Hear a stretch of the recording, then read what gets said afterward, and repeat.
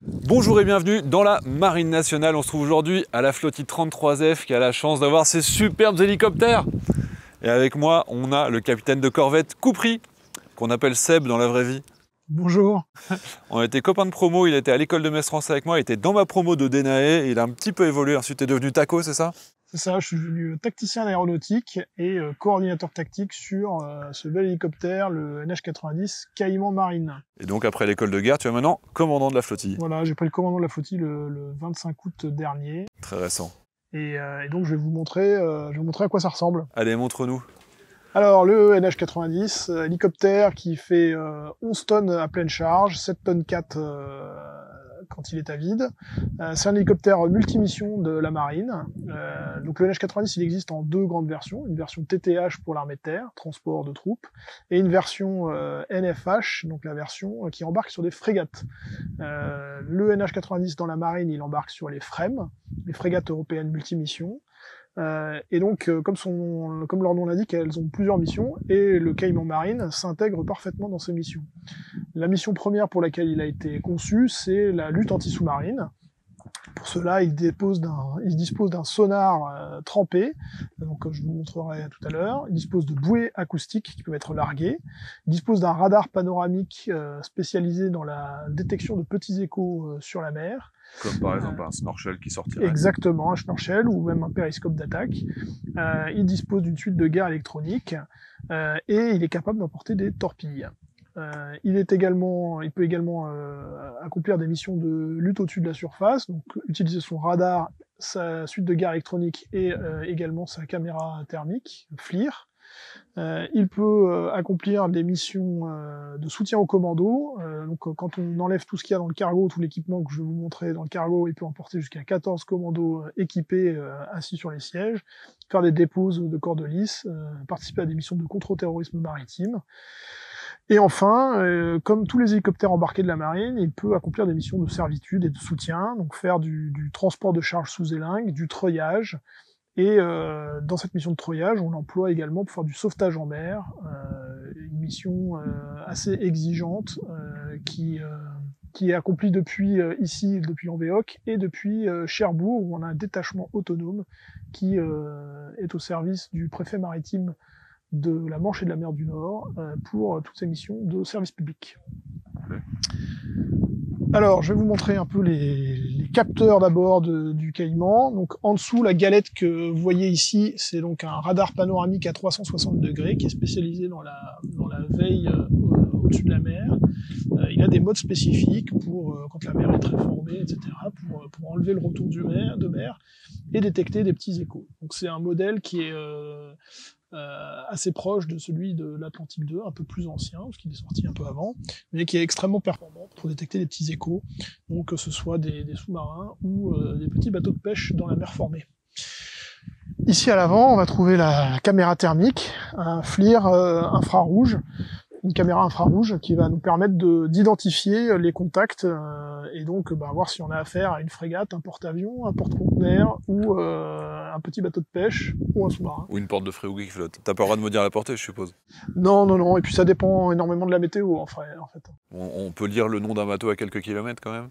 Alors le nom, non, parce que c'est une caméra uniquement infrarouge, Okay. donc ça permet pas de lire le nom. Par contre, ça permet de détecter le type de bateau de très loin.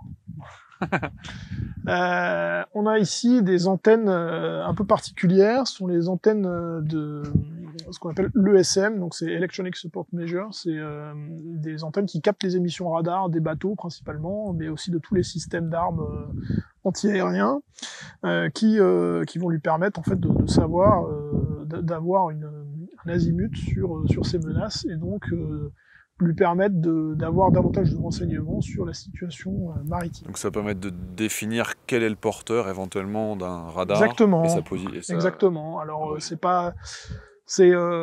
tous ces capteurs en fait s'utilisent en conjonction les uns avec les autres. C'est pour ça qu'on a besoin d'un coordinateur tactique pour agréger toutes les données différentes qu'on peut avoir et obtenir une situation tactique qu'on va partager avec notre bateau porteur, voire avec une force navale.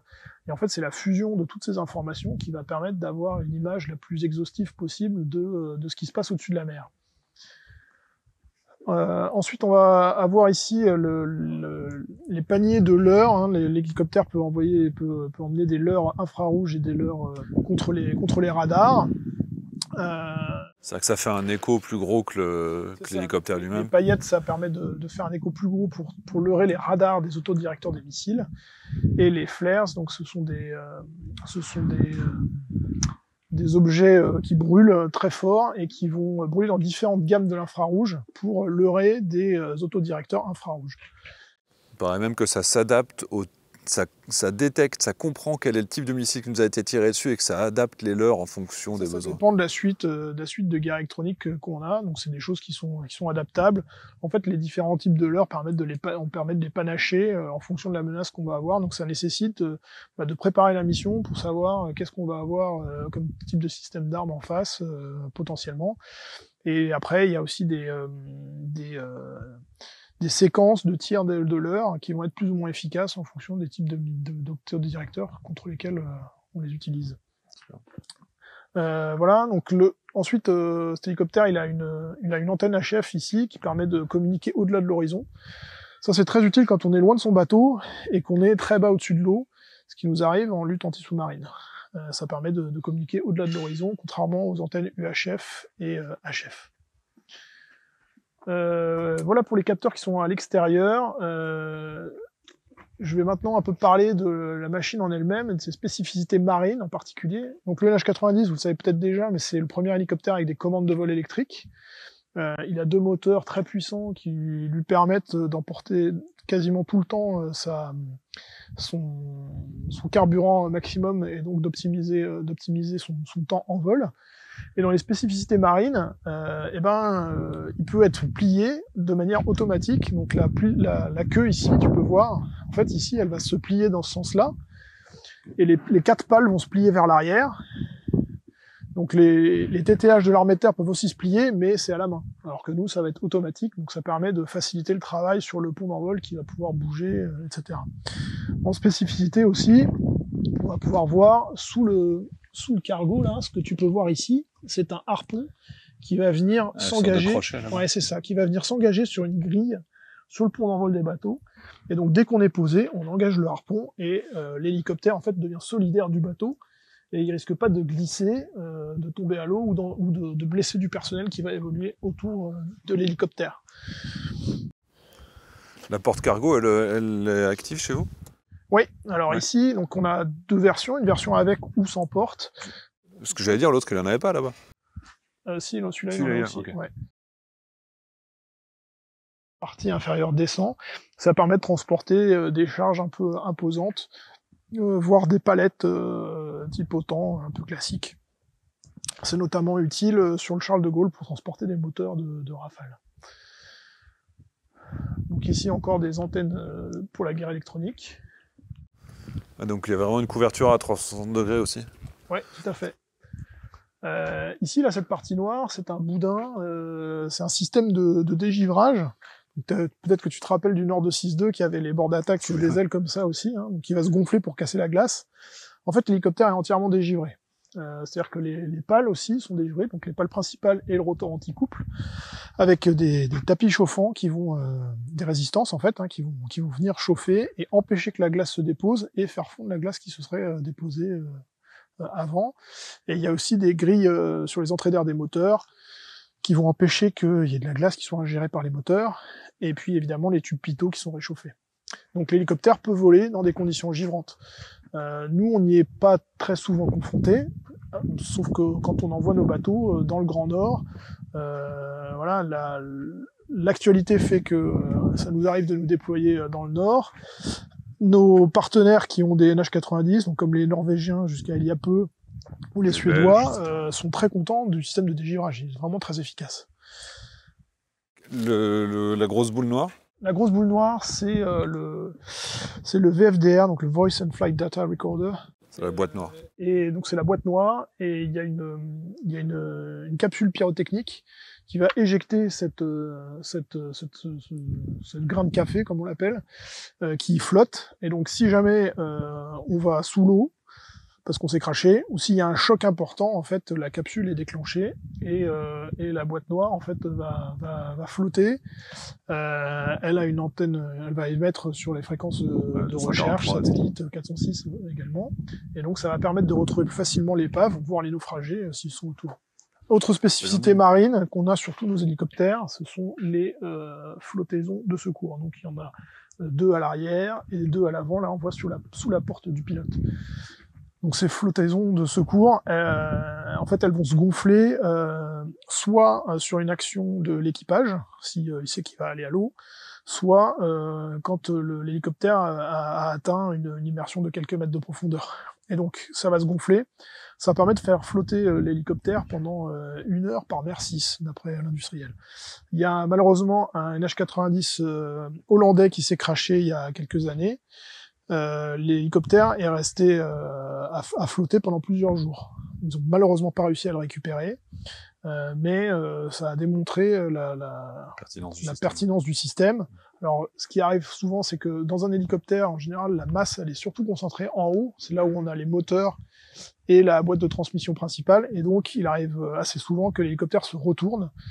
C'est pour ça qu'on s'entraîne au C100, qui est juste derrière, pour s'entraîner à évacuer dans une cabine de nuit à l'envers après un crash. Quelques bons souvenirs. Voilà, exactement. Maintenant, on va aller regarder un peu l'intérieur.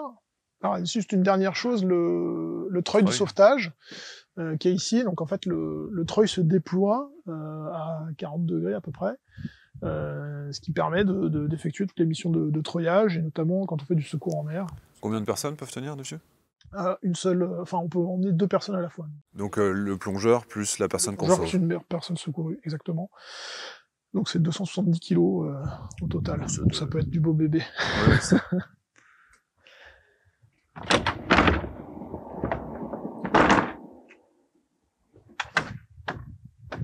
voilà l'intérieur de la bête. C'est un assez grand cargo, mais qui est quand même pas mal occupé par ce gros appareil que tu vois à gauche, qui est le sonar. Alors, le sonar, en fait, la partie qui émet du sonar, elle est dans cette zone-là. C'est ce qu'on appelle le wet end, donc la partie immergée, qu'on va descendre grâce à un treuil qui se situe ici, avec plusieurs centaines de mètres de câbles qui vont permettre de mettre notre émetteur profondément sous la mer en fonction des conditions de propagation des ondes sonores sous l'eau. Notamment liées à la température, voilà, les inversions de température, etc. C'est ce qu'on appelle la bathyscélérimétrie, en fait, donc les ondes sonores vont avoir une différente vitesse en fonction de la salinité et de la température, du profil de température. En dessous, il y a l'émetteur-récepteur qui va créer les signaux sonores qui vont nous permettre de détecter des sous-marins. Donc c'est un sonar actif qu'on utilise, l'hélicoptère se met en stationnaire au-dessus de l'eau. Donc nous, on est entre 60 et 300 pieds, et on descend le sonar à la profondeur souhaitée. Là, il l'émet et on récupère le signal. On verra ça demain. Ouais, avec plaisir. Il y a un autre système qui nous permet de détecter les sous-marins que tu vois derrière. C'est ce qu'on appelle le carrousel, sur lequel en fait on va pouvoir fixer 10 bouées acoustiques, les mêmes que celles qu'il y a sur l'Atlantique 2. Donc il y a des bouées passives ou des bouées actives, et qu'on va larguer. Et donc là, l'hélicoptère il va pouvoir rester en ligne de vol. Il n'a pas besoin de se mettre en stationnaire pour les larguer. Et puis de la même manière que sur l'Atlantique 2, il y a un câble qui va se délover avec un hydrophone. Et puis on va pouvoir recevoir sur la console de l'opérateur senseur, le senso, les signaux acoustiques de ces bouées ou du sonar. Donc c'est lui qui centralise les données acoustiques et guerre sous-marine. En fait, lui, il va être chargé de la mise en œuvre de tous les senseurs de l'hélicoptère. Y compris les radars, donc. Y compris donc le radar, le sonar, les bouées acoustiques, le système de guerre électronique, le FLIR, mais généralement c'est plutôt le TACO qui s'occupe du FLIR. Et donc il va y avoir une répartition des tâches au sein de l'équipage pour savoir qui s'occupe de quoi, parce que l'opérateur multisenseur, c'est lui vraiment le spécialiste de l'exploitation de ces senseurs. Même si le TACO sait utiliser notamment le radar et le FLIR, il est moins spécialisé là-dedans. Il a une autre tâche en général. Donc Le capteur, qui va être le principal, il va être exploité par l'opérateur multisenseur. Et puis ensuite, le TACO va pouvoir utiliser les autres senseurs, mais d'une manière moins efficace. Contrairement à l'Atlantique 2, même si on a une suite de capteurs qui est un petit peu similaire, on a un équipage beaucoup plus réduit, donc on peut pas tout faire en même temps. Je vous renverrai vers la vidéo sur l'Atlantique 2, où vous verrez effectivement il y a un peu plus de monde à bord, il y a 11 personnes à l'arrière et 3 personnes devant. L'équipage sur le Caïman, il est normalement de 3 personnes, donc on a un pilote, un coordinateur tactique, le TACO, et un opérateur multisenseur, le SENSO.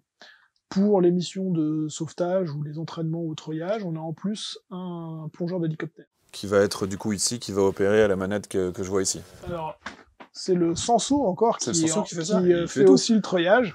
Et puis quand on met des mitrailleuses, c'est aussi le SENSO qui tire. Donc il est vraiment multimission. Et d'ailleurs souvent, tu verras dans la flottille, si tu en croises, souvent ils ont un patch avec un poulpe parce que il leur faut 8 bras pour tout faire. Mais ça veut dire aussi que parce que cet appareil est particulièrement moderne, on peut se permettre d'avoir seulement un seul pilote à bord, avec éventuellement ton soutien à toi en tant que TACO. Et c'est pour ça qu'il y a un équipage qui est si réduit. Exactement. Le fait qu'il y ait des commandes de vol électriques et qu'il y ait un pilote automatique moderne, ça permet de réduire la charge de travail du pilote dans la plupart des phases de vol. Et donc au lieu d'avoir 2 pilotes, on a un pilote, et le TACO a aussi une fonction d'assistant de vol. Donc c'est similaire à ce qui est dans le SAMU. Donc il va faire en fait ce que fait normalement un pilote non aux commandes quand on a 2 pilotes. Mais il va pas pouvoir le faire dans toutes les phases de vol. Quand on est en vol de lutte anti-sous-marine, le TACO il a beaucoup de travail. Donc la plupart du temps, le pilote, c'est lui qui est chargé finalement de surveiller ce que fait le pilote automatique. Okay. En fait, c'est le deuxième pilote finalement. Le premier pilote, c'est l'hélicoptère lui-même. Mais dans certaines phases de vol qui sont particulièrement dangereuses, qui requièrent une charge de travail importante de la part du pilote, eh bien le TACO, en fait, il va sortir de sa tâche de coordinateur tactique pour se concentrer sur son rôle d'assistant de vol.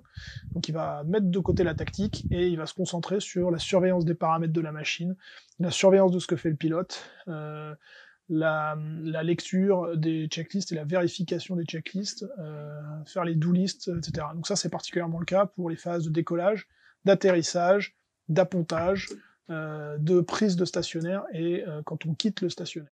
Et vous êtes habilité vol de nuit, vous avez également des jumelles de vision nocturne, des choses comme ça? Oui, exactement. En fait, le vol sous jumelles de vision nocturne, c'est quelque chose qu'on fait dès le début. Les pilotes le font dès le début de leur formation à Dax.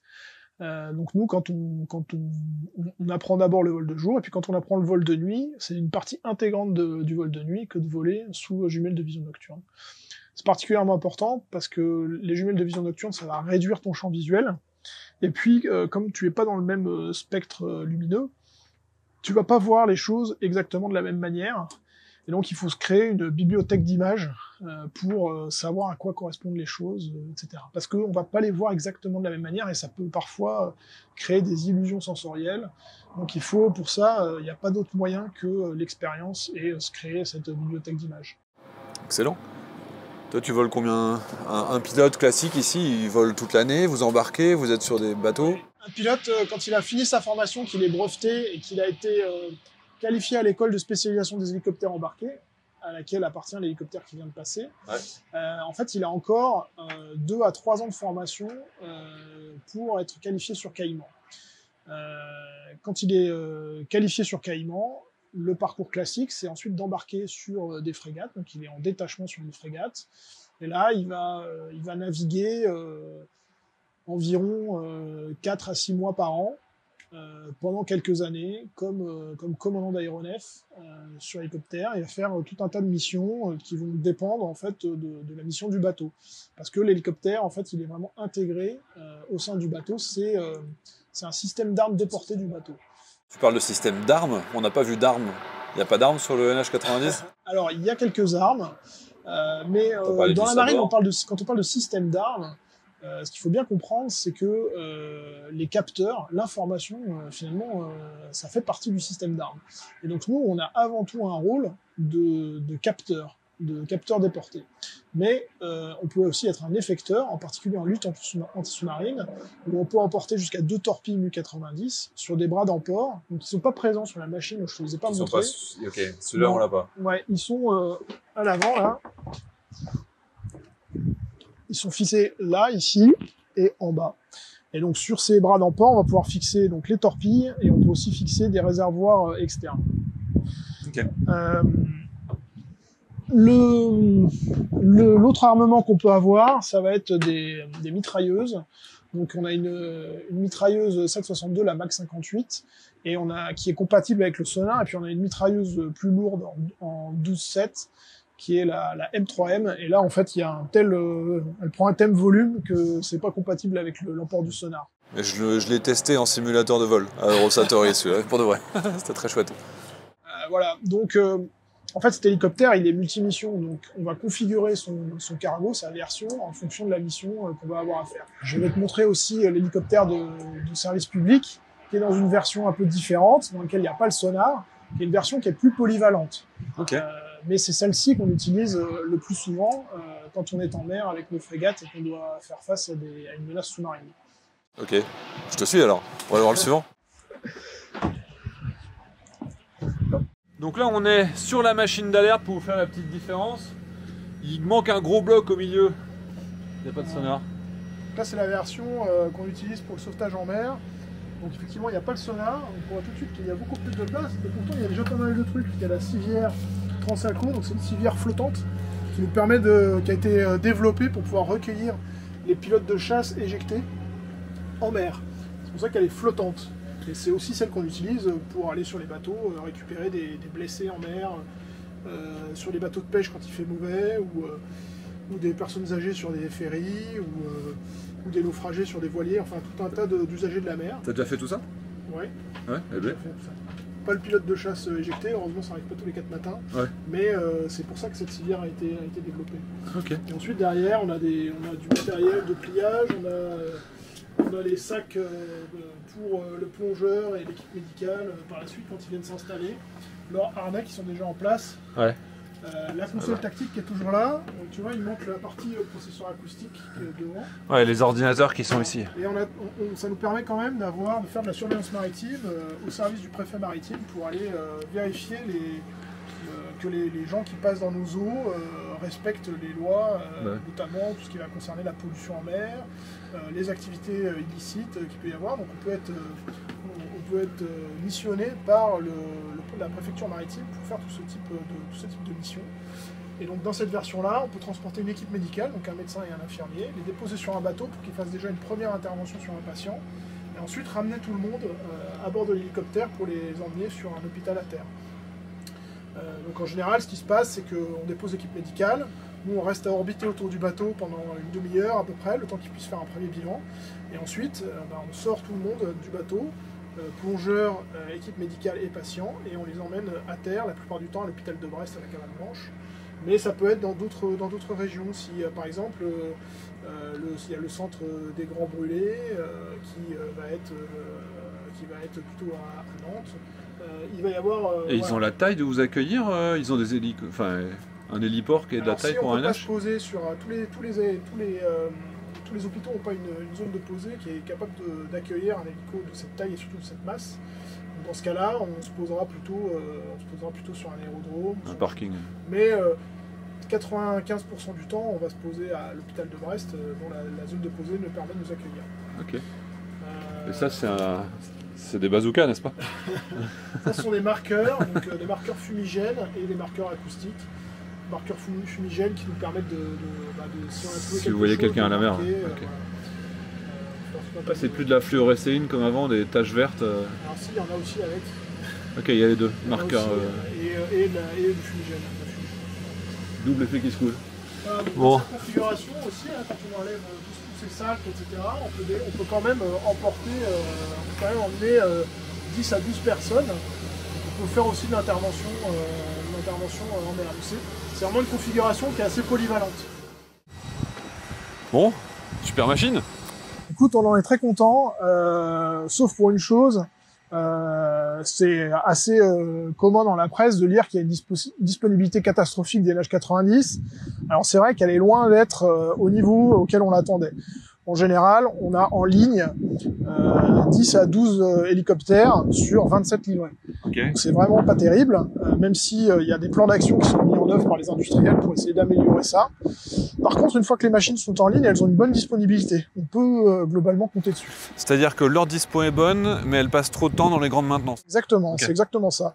Ça, c'est lié à plusieurs choses. Il y a des difficultés logistiques qui peuvent être liées en fait, au montage industriel qui a été fait. Il y a aussi des problèmes de version parce qu'on a eu des rétrofits déjà. C'est-à-dire que l'hélicoptère que je t'ai montré, c'est pas la première, il est très différent de la première version qui nous a été livrée en 2010. D'accord. Il a déjà été amélioré, mais sauf que les premiers hélicoptères livrés qui n'étaient pas sur ce standard, ils ont passé pas mal de temps. Dans l'industrie pour arriver à ce standard. Bon, on a été coupé au milieu de ta phrase. T'as une jolie vue, toi, d'ici. Donc, tu disais, au niveau industriel... Ouais, en fait, le montage industriel fait qu'on a des difficultés... pose des difficultés en termes d'approvisionnement de pièces, etc. Finalement, le NH90 est un peu victime de son succès aussi. Mais il y a un travail qui est en cours pour essayer d'améliorer ça. En tout cas, ce qui est sûr, c'est que même si ça nous crée des difficultés importantes de pas avoir suffisamment de machines en ligne, quand l'hélicoptère est déployé sur son bateau, il fonctionne très bien, il a une très bonne disponibilité.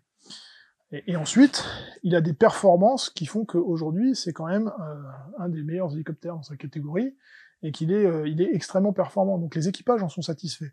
C'est vraiment la partie avant qu'il nous arrive à nous que c'est difficile.